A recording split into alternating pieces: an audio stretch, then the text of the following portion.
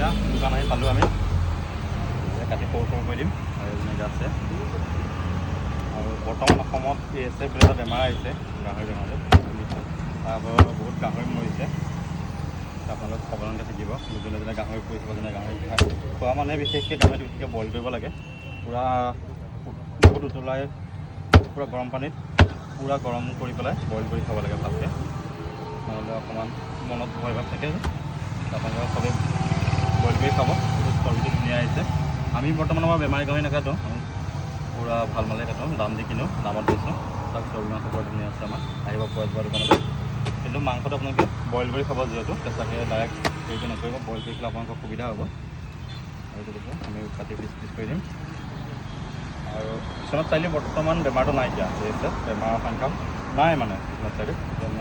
মোৰ দোকান আছে তেজপুৰ বিশ্বনাথ চাৰিআলি, আপোনালোকে সেইবিলাক চিন্তা কৰিব নালাগে, বিশ্বনাথ চাৰিআলিত নাইকিয়া। আৰু ক'ৰবাত যদি বেমাৰ লাগিছে ভালকৈ ৰাখক গাহৰিবিলাক, চাফ চিকুণ কৰি ৰাখক। যাৰ যাৰ গাহৰি আছে চাফ চিকুণ কৰি ৰাখক, চৰাই চিৰিকটি সোমাবলৈ নিদিব। মানুহ ভালকৈ নিজে গ'লেও পটাত নিচিনা হাত ভৰি ধুই যাব লাগে, সজাগ থাকক। তাকে ক'লোঁ, ধুনীয়া চৰ্বি মাংস আহিব পৰা যোৱা দোকান আনিবলৈ। ধন্যবাদ।